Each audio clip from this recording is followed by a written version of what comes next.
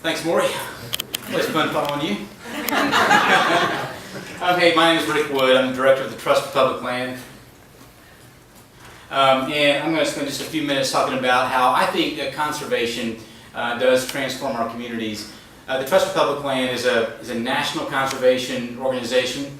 And so when you think of conservation, you often think about large landscapes, you think about watersheds, you think about view sheds, those kind of things.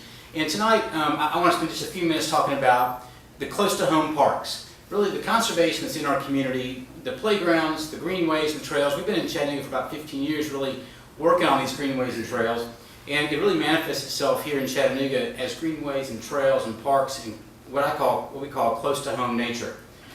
And it's been a privilege working in Chattanooga, and part of the history which you just heard is, the history is really where you start. And you think about this river that's in front of us here, and you look at, brown was really our gold. Manufacturing and the lumber yards that you heard about, and the river was kind of a leftover place. In 1969, we were announced as the dirtiest city in America. And the word dirty, was what I think has started kind of our love affair with being a clean city, with being, reusing things and being LEED certified and really talking about sustainability. And that's what I believe has really launched kind of our city's connection to being green. In the 80s, people left the city, people left downtown due to manufacturing, foreign competition, and EPA with clean air and clean water guidelines that pushed manufacturing out. And so it kind of left us thinking, well, what do we do? How do we do it? And it led to a city that's really disconnected from this river, disconnected to our natural resources. And the slide you're looking at, right there in the middle of that slide is where the Tennessee Aquarium is today. It led to a city that we just kind of forgot. We kind of forgot about our natural resources, and now it's led to a transformed city. I believe conservation really can and does transform our communities across the country. And tonight, I just kind of lift back a layer or two and point to some of the conservation that all of us have been involved in throughout our community, and kind of talk about some of the vision for the future. And can you imagine all of these natural resources that are in green around our community? All these great and unique geography things, boulders and rocks and rivers and ridges that we can want to connect to. 23,000 acres of green space on the left side of the slide there. On the north, we have the North Chickamauga Creek Conservancy. On the south is Lookout Mountain. Started in 1935 with Adolph Ox donating 2,400 acres of the Lookout Mountain to the National Park Service. Kind of set the stage, for conservation in our community. And now it is kind of the bedrock of our community. Can you imagine in the city of Chattanooga about the Riverwalk? The Riverwalk really is conservation. It has changed our attitude about water and about our connection to water. Now we love it. We look at it, we watch it, and it has led to economic development, honestly, to the waterfront.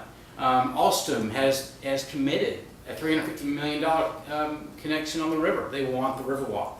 One of my favorite slides, this is our commitment to land and people. And since we're in the aquarium, one of our former councilwomen said, people never go to the aquarium, it's too crowded. So this slide reminds me of that quote, because our commitment is land and people get out there and create memories.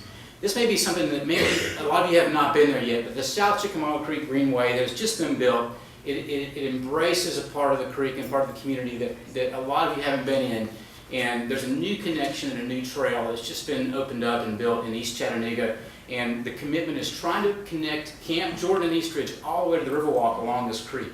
Stringer's Ridge, 100 acres right across the river. It's our view shed. It's our lungs of the city. It's a place that is about to just pop as a new park, new trails, new mountain bike trails, a place that we're all going to create memories and enjoy for a long time.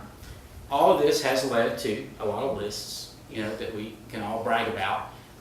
Great places to live, New York Times, great places to visit, National Geographic, Best Adventure Town. It all led not too long ago from that 1969 announcement of being the dirtiest city in America. It's led from steamboats and riverboats to different kinds of boats. Kind of a dirty, dank, polluted river to a river that you want to be on, you want to experience, you want to touch it, where we actually explore and celebrate our natural resources with a River Rocks Festival. A small call to action. There's going to be a ton of people living in this, what the census calls the Piedmont Atlantic mega region. There's going to be a lot of people moving in this area for several reasons. Part of it's water. So we have to put these people somewhere, and we have to create places where people want to live and where there's outdoor spaces where people can get a breath of fresh air. So this map, all the yellow lines are greenways, planned greenways, and planned trails and planned parks, and we're trying to make those connections from Camp Jordan to the river, from the river walk all the way down to Lookout Mountain, North Chickamauga Creek up. We also have a map that we're just trying to figure out. It's kind of like you've heard about food deserts. We've created a map for park deserts. Where is it where our kids live with less income, that have no access to parks? Where are they in our city? Where are they? And this is a draft copy. We're just about to release this. We're trying to figure that out. In New York City, we're working on 151 playgrounds to refurbish playgrounds where on the left there is the playground for the park, for public school number 7. On the right is a brand new playground. Why can't we do that here in Chattanooga? Why can't we work with the Board of Education and the mayor on transforming playgrounds and making them open to the public after hours?